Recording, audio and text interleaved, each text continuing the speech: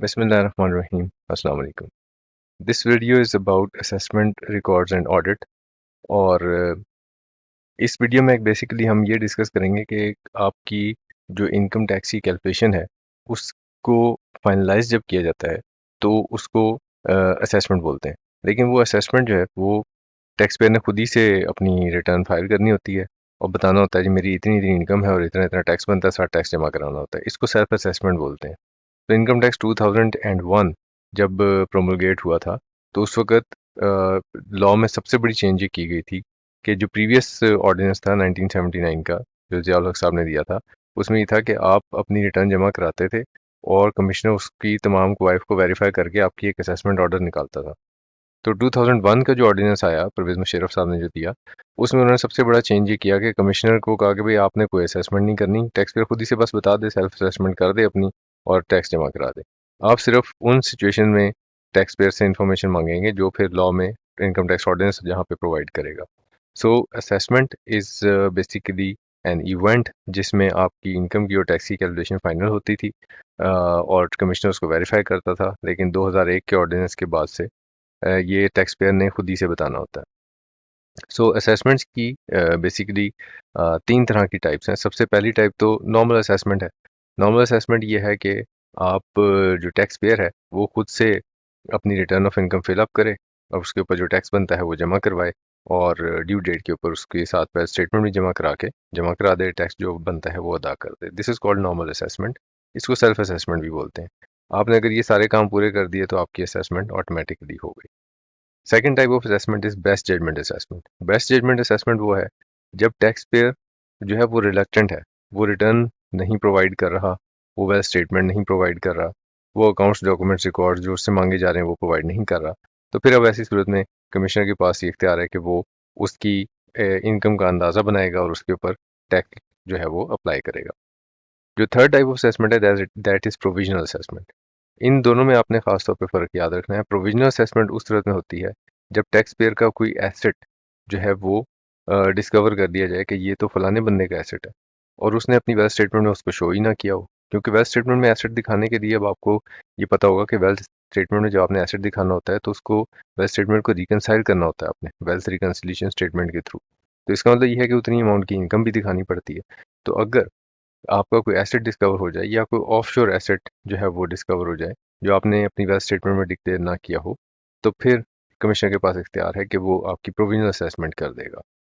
Provisional assessment और best judgement assessment में again वो अपनी जहानत इस्तेमाल करेगा और ये फाइंड आउट करेगा कि कितनी इनकम होगी तो ये एसेट आपका बन सकता है।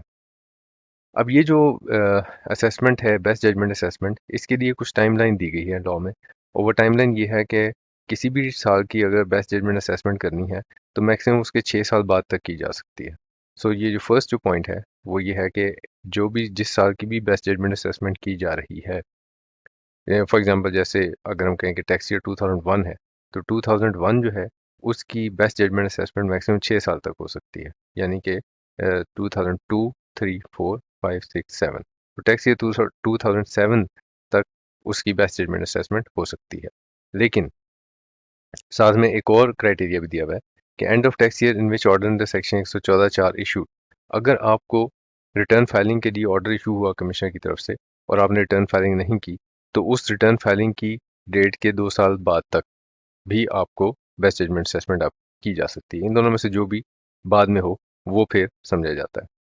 जो आपका असेसमेंट ऑर्डर है वो as soon as possible at the earliest issue किया जाता है ताकि फिर उसके मुताबिक आप टैक्स जमा करवाएं। और अगर आपने लेट से टैक्स जमा नहीं करवाना तो फिर आप अपनी कोई अपील वगैरह अगर करनी है तो वो भी उस ऑर्डर के खिलाफ कर सकते हैं। अच्छा जी, साथ में हम अपनी जो बुक है उसको भी रेफ़र कर लेते हैं कि इसमें इस टॉपिक के नीचे क्या इंपॉर्टेंट चीज़ है जो आपको ख़ास तौर पे एग्ज़ाम पॉइंट ऑफ व्यू से इम्पॉर्टेंट हो सकती है। एक तो यहाँ पे एक अरिथमेटिकल एरर की डेफिनिशन दी हुई है, ठीक है जी, अरिथमेटिकल एरर। सो ये आपने ज़रूर एक दफ़ा इसको पढ़ लेना है कि ये अरिथमेटिकल एरर किसको कहा जाता है, ठीक है जी।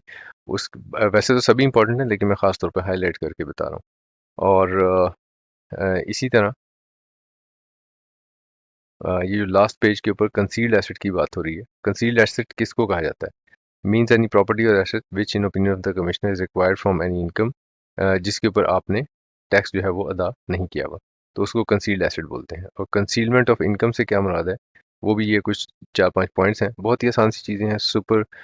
Suppression of any item of receipt liable to tax, कोई इनकम थी जो लायबल टू टैक्स थी और आपने उसको डिस्क्लोज नहीं किया। क्लेमिंग एनी डिडक्शन और एक्सपेंडिचर नॉट एक्चुअली इनकर्ड, आपने कोई खर्चा किया नहीं लेकिन उसको एक्सपेंस के तौर पर क्लेम कर लिया। Any act refer to in section 111, again ये भी इनकम डिटर्मिन करने के लिए कमिश्नर के पास कुछ पावर्स हैं। uh, और claiming of any income or receipt as exempt which is otherwise taxable. तो ये कुछ लॉ ने जो चीज़ें डिफाइन कर दी हैं कि इसको कंसीलमेंट ऑफ इनकम कहा जाएगा। तो ये आपको एग्जामिनर पूछ सकता है, 2-4 नंबर का थ्योरेटिकल क्वेश्चन आ सकता है। ओके जी, नेक्स्ट स्लाइड पे हम चलते हैं, that is special provisions with respect to assessment. इसमें जो स्पेसिफिकली एक इवेंट डिस्कस हुआ हुआ है and that event relates to disputed property.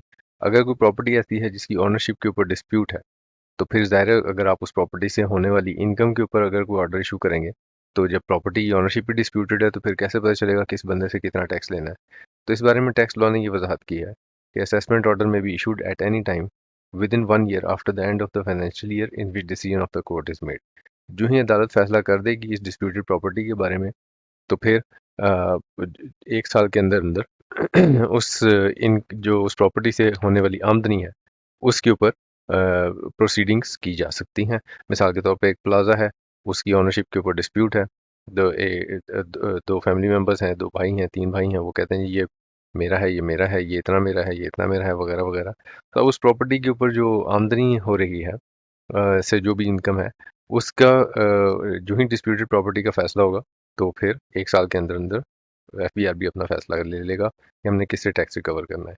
ना ये जो असेसमेंट ऑर्डर है, सबसे पहली बात जो लॉ ने इसके बारे में कही कि इसको एक इज्जत दी कि असेसमेंट ऑर्डर जो है ये कंक्लूसिव एविडेंस है, यानी इसके बाद मजीद किसी सबूत की ज़रूरत नहीं है कि आपकी कोई असेसमेंट की गई है।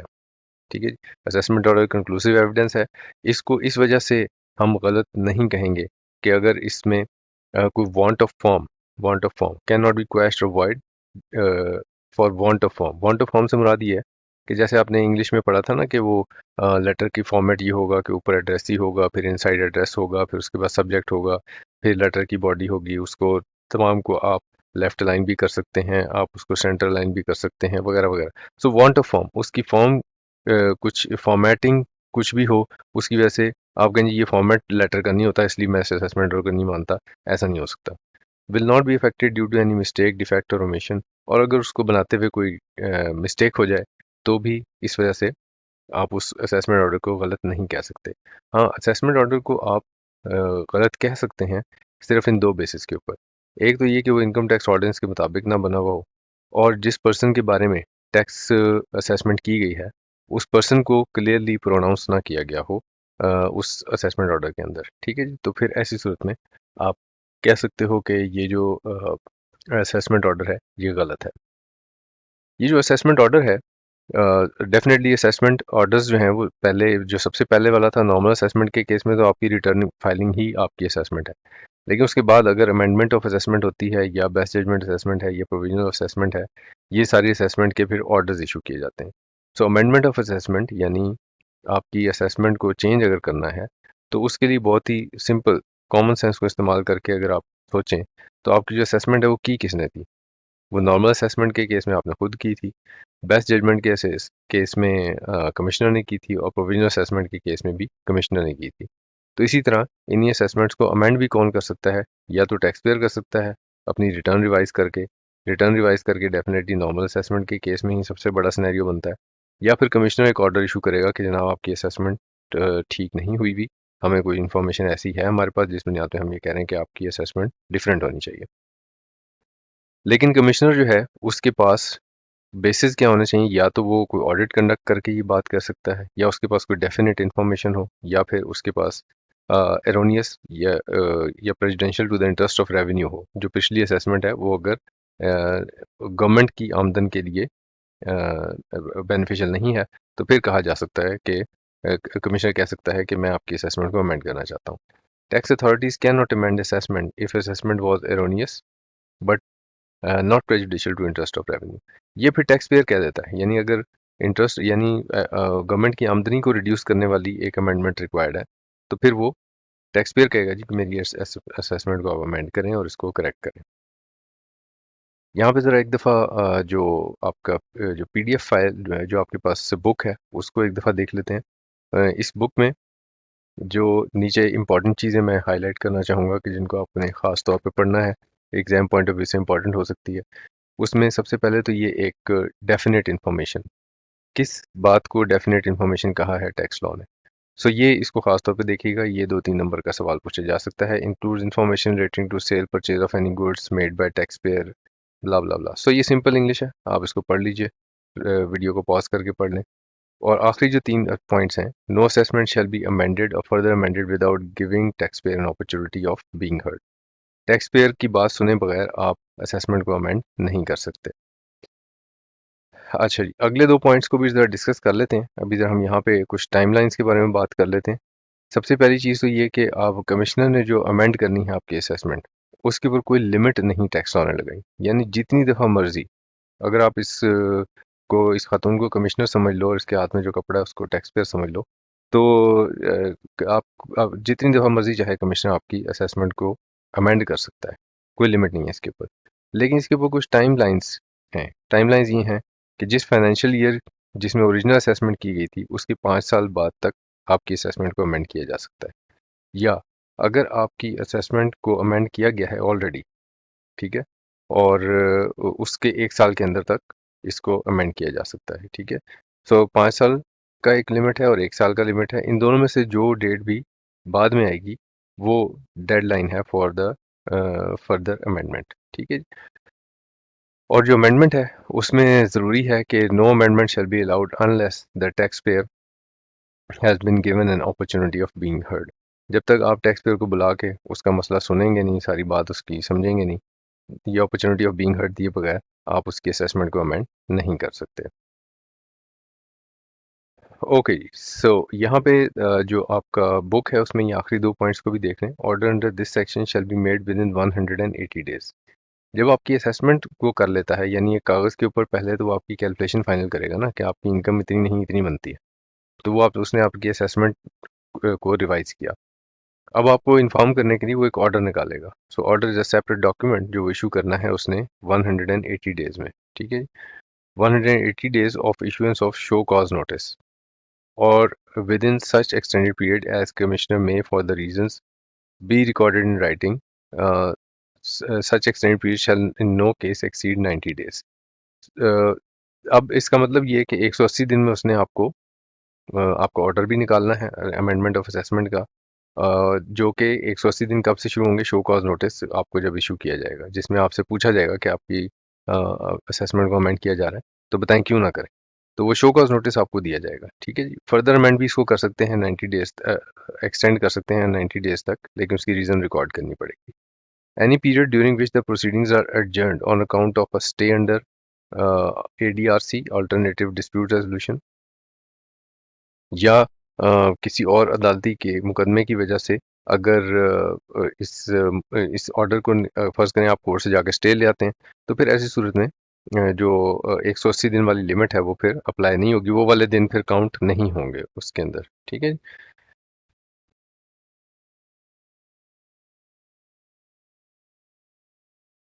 ओके जी, next is action against assessment और अमेंडेड असेसमेंट ऑर्डर। यहाँ पे कमिश्नर ऑफ इनकम टैक्स जो है, कमिश्नर इनलैंड रेवेन्यू, उसके पास ही पावर है कि वो चाहे तो अब on his own suo motu record मंगा सकता है और किसी भी असेसमेंट का, और अगर वो समझता है कि टैक्स पेयर के साथ कहीं ज्यादती हुई है तो फिर उसको रिवाइज भी कर सकता है। और अगर किसी अपील में केस पेंडिंग है तो फिर ऐसी सूरत में वो रिवीजन नहीं करेगा, क्योंकि अभी अपील का फैसला होना है। और can order lower level to make necessary revision within 180 days, और अपने सबॉर्डिनेट स्टाफ को वो हुक्म भी दे सकता है कि आप इस के अंदर फला फला अमेंडमेंट कर लें। ना साथ ही इनके जो बॉस हैं चीफ कमिश्नर के पास थोड़े से इख्तियार डिफरेंट किस्म के हैं।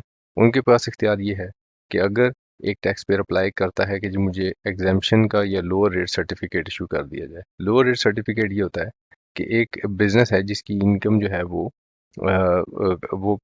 वो एग्जाम्प्ट फ्रॉम टैक्स है लेट्स से, या उसकी इनकम के ऊपर बहुत कम टैक्स बनना है, लेकिन जिस भी बंदे ने उसको पेमेंट करनी है उसने टैक्स ही इतना विदहोल्ड कर लेना है कि वो टैक्स विदहोल्ड बहुत ज़्यादा बन जाता है। तो नतीजा ये होता है कि फिर साल के एंड पे उसको रिफंड मांगना पड़ जाता है। अभी इस रिफंड मांगने की वजह से क्या होता है कि पूरा साल टैक्स पेयर के जो पैसे हैं वो वो फंस जाते हैं, कैश फ्लो इश्यूज आते हैं टैक्स पेयर को। तो टैक्स पेयर जो है वो कमिश्नर को एप्लीकेशन देता है कि जनाब मुझे एक लोअर रेट या एग्जाम्पशन सर्टिफिकेट इशू कर दें। मतलब ये है कि जो भी बंदा मुझे पेमेंट करे वो मेरे से टैक्स विदहोल्ड ही ना किया करे या कम रेट पे विदहोल्ड किया करे, ताकि मुझे ये मेरा कैश फ्लोज के मसाइल जो हैं हल हो सके। तो वो लो रेट सर्टिफिकेट जब इशू हो जाता है कमिश्नर की तरफ से, तो फिर आपसे जो टैक्स काटने वाला है वो कम टैक्स काटता है या नहीं काटता है, राइट। अगर वो सर्टिफिकेट लेने में टैक्स पेयर को मसला हो तो फिर जो चीफ कमिश्नर है वो इंटरवीन कर सकता है और वो अपने सबॉर्डिनेट स्टाफ को बुला के टैक्स पेयर की बात सुनेगा और फिर उसके बाद टैक्स पेयर को फैसिलिटेट करेगा। नाउ यहाँ पे अगर टैक्स पेयर ये समझता है कि मेरी टैक्स प्रोसीडिंग्स जो हैं उसमें मेरी बात को नहीं समझ रहे जो भी जो भी लॉ इन्फोर्समेंट है यानी एफबीआर है, वो मेरी बात को नहीं समझ रहा, तो वो कहता है कि यार मेरे केस को बस आप सेटल करें, मैं सेटलमेंट करना चाहता हूँ और मैं उसके ऊपर कुछ अमाउंट आपके साथ एग्री भी करूँगा जो मैं पे करूँगा, मैं अपना राइट ऑफ अपील भी फोरगो करूँगा। तो वो रिक्वेस्ट कर सकता है कि मेरे लिए एक असेसमेंट ओवरसाइट कमेटी बना दी जाए। तो ये जो असेसमेंट ओवरसाइट कमेटी है, इसमें chief commissioner, commissioner inland revenue और एडिशनल कमिश्नर, ये 3 लोग होंगे और ये बैठकर इसकी बात सुनेंगे। नाउ ये जो इसमें इसकी जो कुछ इम्पॉर्टेंट चीज़ें हैं वो ये कि टैक्स पेयर एक तो अपने केस को सेटल करना चाहता है। जो असेसमेंट ओवरसाइट कमेटी है वो आपका रिकॉर्ड मांग सकती है, आपकी बात सुन सकती है बुलाकर। उसके बाद टैक्स पेयर जो एग्री करेगा कि ठीक है जी मैं इतना टैक्स आपको अदा करता हूँ, मेरे साथ सेटलमेंट कर लें। और अपना राइट ऑफ अपील भी फोरगो करेगा कि मैं आपके इस फैसले के खिलाफ कहीं पे भी अपील नहीं करूँगा। और कमिश्नर इनलैंड रेवेन्यू फिर अमेंड कर देगा उस असेसमेंट को।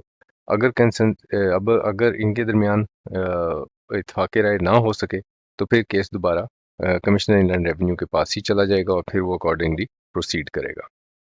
ना ये जो असेसमेंट ओवरसाइट कमेटी है ये दो सिचुएशंस में खासतौर पे आपने याद रखना है कि कंसीलमेंट ऑफ इनकम के केस में टैक्स पेयर रिक्वेस्ट नहीं कर सकता असेसमेंट ओवरसाइट कमेटी बनाने के लिए। और दूसरा कोई भी ऐसा केस जहाँ पे क्वेश्चन ऑफ लॉ इन्वॉल्व हो, यानी लॉ की इंटरप्रिटेशन का जहाँ पे मसला हो, जिसकी बुनियाद पे उसकी टैक्स कैलकुलेशन के ऊपर इम्पैक्ट आता हो लॉ की इंटरप्रिटेशन की वजह से। फॉर एग्जांपल जैसे एम्प्लॉयमेंट है और सर्विस प्रोवाइड है, सर्विस प्रोविजन है। अब आपका कॉन्ट्रैक्ट अगर ऐसा मुबहिम है कि जिससे ये पता ही नहीं चल रहा कि ये यहाँ के फलां जगह पे एम्प्लॉयमेंट में है या फिर सर्विस प्रोवाइड कर रहा है, और आपकी टैक्सेशन का दारोमदार ही सारे का सारा भी इस फैसले पे है कि आप सर्विस प्रोवाइडर हो या एम्प्लॉयमेंट में हो, तो ये क्वेश्चन ऑफ लॉ है और जिसको अदालत फिर इंटरप्रेट करती है कि आपके एग्रीमेंट के मुताबिक और लॉ की दी गई डेफिनेशंस के मुताबिक आपका जो केस है वो एम्प्लॉयमेंट का बनता है या सर्विस प्रोवाइडर का बनता है, जिससे आपकी फिर टैक्सेशन फाइनलाइज होगी। तो क्वेश्चन ऑफ लॉ जहाँ इन्वॉल्व हो वहाँ पे भी असेसमेंट ओवरसाइट कमेटी बनाने की रिक्वेस्ट नहीं की जा सकती। नाउ अब हम ज़रा इस पे अपनी बुक में देख लेते हैं कि इसमें क्या इंपॉर्टेंट चीज़ें हो सकती हैं जो ख़ास तौर पे आपको याद रखनी है। इसमें देखें तो ये 120 डेज़ का जिक्र है। If an order is remanded back to any lower authority by the commissioner for modification, ये बात हो रही है जहाँ पे कमिश्नर के पास पावर थी कि वो अपने किसी लोअर लेवल के बंदे को कह सकता है कि जनाब आप चेंज करो, करेक्शंस करो, ठीक है। Authority by the commissioner for modification alteration implementation of directions, right. तो इसके लिए 120 डेज कमिश्नर जो है वो प्रोवाइड करेगा। अच्छा, इसके बाद जो अगली इंपॉर्टेंट चीज़ है वो power of tax authorities to modify orders. So tax authorities जो हैं वो अपने ऑर्डर को मॉडिफाई करने के लिए यहाँ पे जो एक इम्पॉर्टेंट बात लिखी है कि अगर हाई कोर्ट या कोई एपलेट ट्रिब्यूनल जो है कोई फैसला कर दे तो डेफिनेटली जो कमिश्नर ने असेसमेंट ऑर्डर इशू किया होता है उस असेसमेंट ऑर्डर को फिर अमेंड करने की ज़रूरत होती है। तो ये जो असेसमेंट है ये may modify the assessment in which said decision was followed within 1 year of the date of receipt of the decision. So जो भी एपलेट अथॉरिटी या अदालत का फैसला होगा उसके 1 साल के अंदर अंदर आपने अपने कमिश्नर ने अपने ऑर्डर को भी मॉडिफाई करना होता है, ताकि फिर उसको जो इम्पैक्ट है जो टैक्स कैलकुलेशन का वो टैक्स पेयर को बताया जा सके। वो ज़ाहिर असेसमेंट ऑर्डर को अमेंड करके ही बताया जाएगा। Now this was about assessments.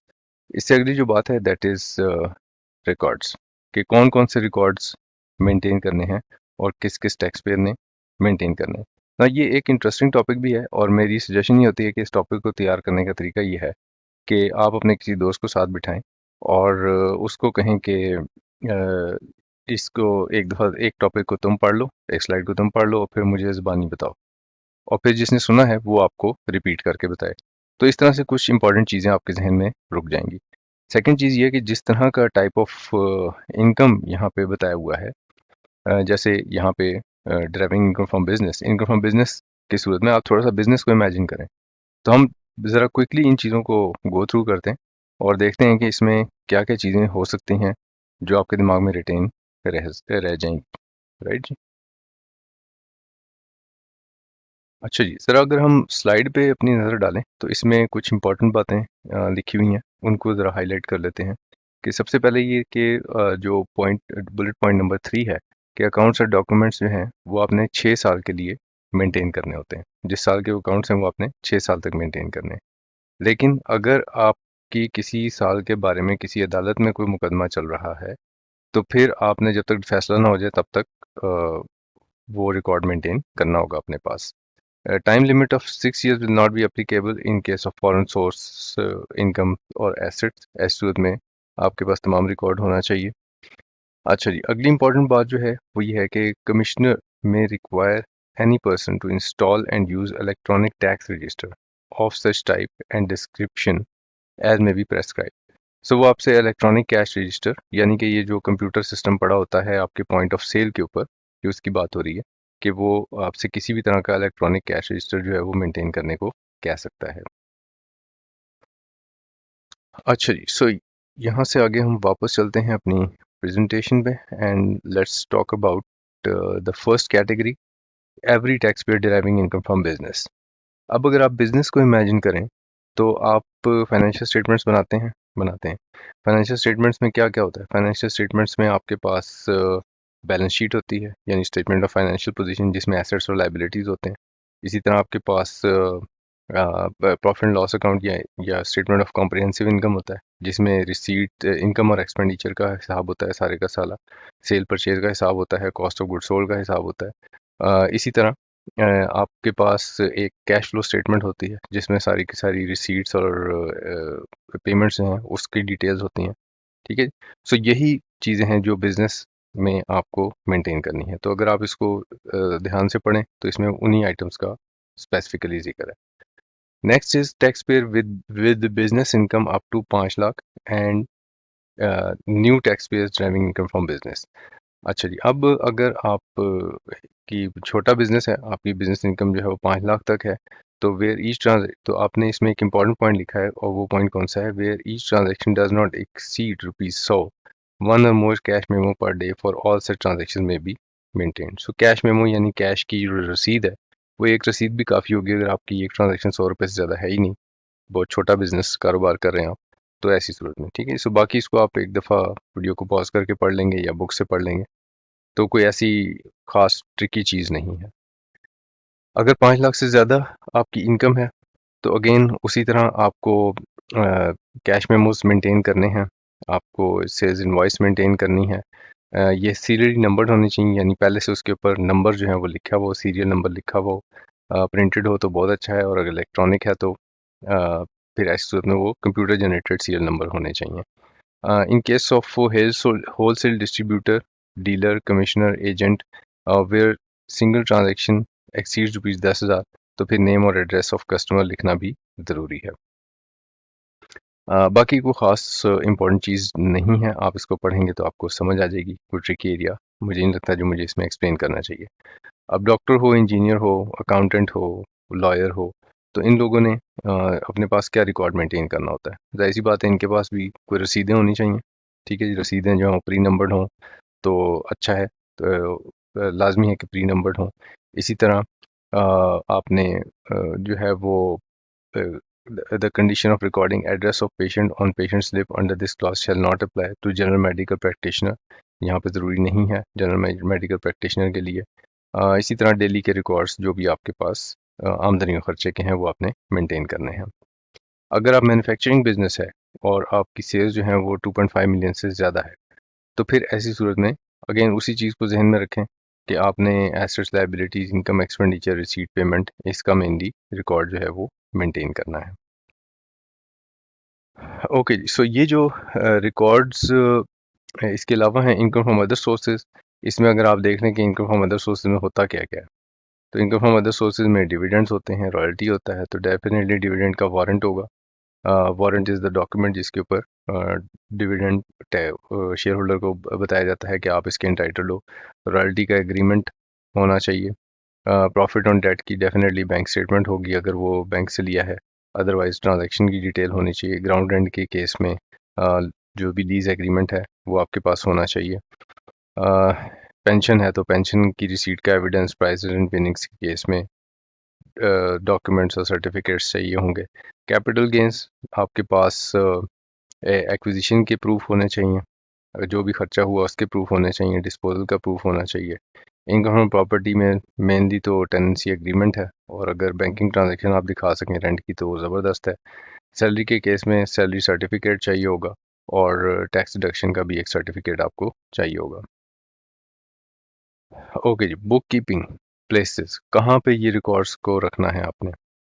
Income from business के केस में place where the taxpayer is carrying on business, or where business is carried on where business carried on at more than one place at principal place of business। ठीक है, so principal place of business पे आप उसको maintain करेंगे, और अगर एक से ज़्यादा प्लेस पे है तो जहाँ पे जो बिजनेस हो रहा है उसी का रिकॉर्ड होना चाहिए।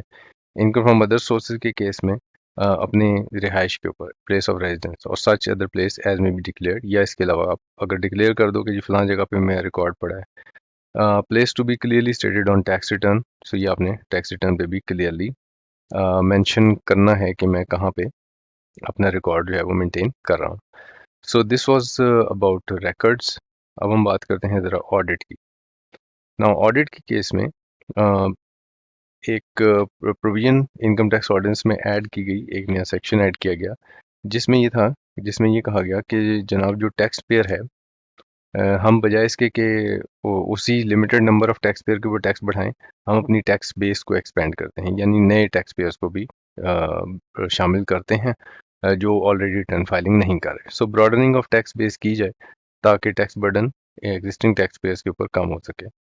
इसके लिए पाकिस्तान का एक इदारा NADRA, national data base and registration authority, उन्होंने कहा जी हमारे पास चूंकि फैमिली ट्री का डाटा मौजूद है, तो हम अपने इस डाटे को इस्तेमाल करके आपको कुछ इन्फॉर्मेशन दे सकते हैं और ये बता सकते हैं कि, और चूंकि हमारे पास सारी बायोमेट्रिक वेरिफिकेशंस भी हमारे थ्रू हो रही होती हैं, तो हम एफबीआर के साथ कोलैबोरेट करते हैं और हम एफबीआर को एक इंडिकेटिव इनकम और टैक्स की कैलकुलेशन बनाकर दे सकते हैं।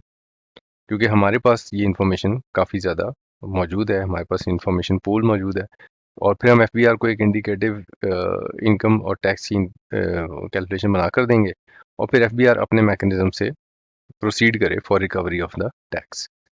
नाउ इसके लिए कमिश्नर जो है वो ऑडिट कंडक्ट कर सकता है of any of the past 6 years, और उसको रिकॉर्ड्स की एक्सेस जो है वो देनी ज़रूरी है।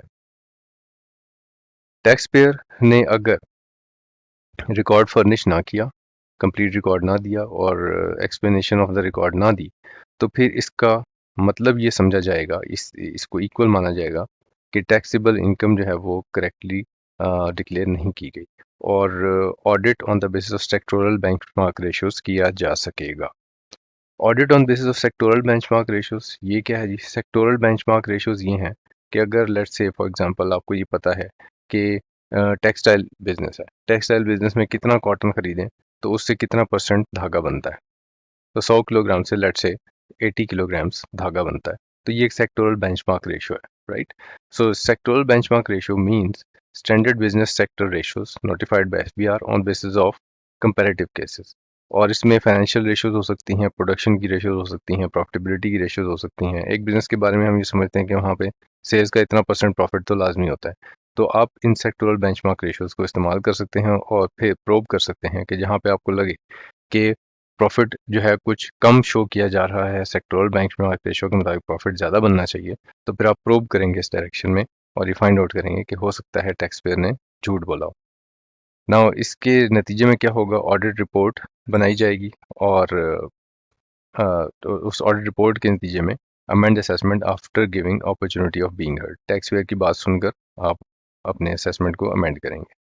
ना एफबीआर जो है वो खुद भी ऑडिट कर सकता है या कोई ऑडिट फर्म को भी अपॉइंट कर सकता है। ऑडिट पैनल जो है उसमें कौन कौन लोग हो सकते हैं? 2 और more members from officer of inland revenue जो चेयर करेगा। फर्म ऑफ चार्टर्ड अकाउंटेंट्स हो सकती है, firm of cost and management accountant हो सकती है, और any other person as directed by FBR. ना ये जो फर्म ऑफ चार्टर्ड अकाउंटेंट्स है इनको भी आपने चाहे ये पैनल हो चाहे आप फर्म को अपॉइंट करें, इंफॉर्मेशन रिकॉर्ड टैक्स पेयर जो है वो उसके लिए ज़रूरी है कि वो प्रोवाइड करेगा। और कमिश्नर जो है वो फिर बेस्ट जजमेंट असेसमेंट करेगा इस सारी इंफॉर्मेशन की मौजूदगी में। ठीक है, सो ये दिस वाज अबाउट ऑडिट। इससे मुतालिक जो हमारी बुक है उसके अंदर जो आपको ख़ास तौर पे देख लेना चाहिए है, इसी सारे प्रोसेस को यहाँ पे नरेट किया गया है। आई थिंक ये आप पढ़ेंगे तो इसको समझने के काबिल हो जाएंगे। इसमें कोई ऐसी चीज़ नहीं है जो मैं ख़ास तौर पे हाईलाइट करके आपको बताऊं कि हाँ ये थोड़ा सा टेक्निकल बात है, इसको देख लें। So you can read and understand it. ठीक है जी, सो ये अपनी बुक को रेफ़र कीजिएगा और इस ऑडिट वाले सेगमेंट को आप तैयार कर सकते हैं। ठीक है जी, okay, so this was it. यहाँ तक अब अगर आपका कोई क्वेश्चन होगा तो मैं उसको आंसर करूँगा। Thank you very much, take care.